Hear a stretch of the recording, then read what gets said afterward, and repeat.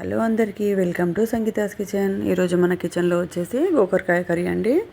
దీని గురించి అయితే ఫస్ట్ మనం గోకరకాయ ఒక హాఫ్ కేజీ తీసుకొని అవి తుంచి పెట్టుకోవాలి. అలాగే ఒక 100 గ్రామ్ ఆనియన్ కూడా కట్ చేసి వాష్ చేసి అవి కూడా పక్కన పెట్టుకోవాలి. ఫస్ట్ అయితే మనము స్టవ్ పైన కడాయి పెట్టుకోవాలండి. కడాయి వేడెక్కిన తర్వాత అందులో మనము ఒక 50 గ్రామ్ అలా ఆయిల్ వేసుకోవాలి. ఆయిల్ వేడెక్కిన తర్వాత కట్ చేసి పెట్టుకున్న ఆనియన్ మనం అందులో యాడ్ చేసుకోవాలి. ఇలా చూడండి, ఆనియన్ ఒక హై ఫ్లేమ్ మీద 5 మినిట్స్ ఫ్రై చేసుకుంటే మూత పెట్టి ఫ్రై చేసుకోవాలి. అలా మూత పెట్టి ఫ్రై చేస్తే మనకు తొందరగా అనేది కలర్ మారిపోతుంది. చూడండి, కలర్ మారింది కదా. ఇప్పుడు మనం ఇందులో గోకరకాయ యాడ్ చేసుకోవాలి. గోకరకాయ యాడ్ చేసుకొని అందులో మనము తొందరగా మగ్గడానికి ఒక 1 టీ స్పూన్ సాల్ట్ కూడా వేసుకోవాలండి. సాల్ట్ వేసుకుంటే మనకు కర్రీస్ అనేవి తొందరగా మగ్గిపోతాయి.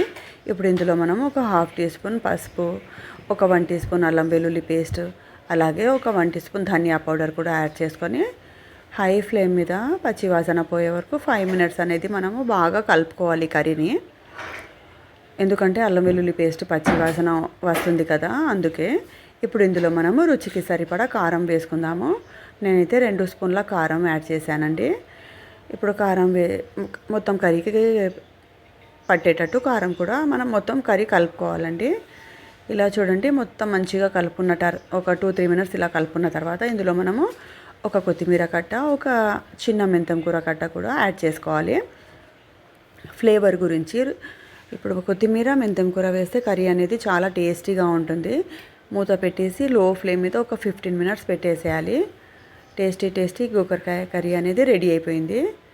ఇప్పుడు మనం వేడివేడి చపాతీలో నూనె పెట్టి చేసుకోవాలంటే చాలా బాగుంటుంది. వేడివేడి చపాతీలో ఈ కర్రీ ఒకసారి టేస్ట్ చేసి చూడండి. చాలా అంటే చాలా టేస్టీగా ఉంటుంది. ఓకేనా?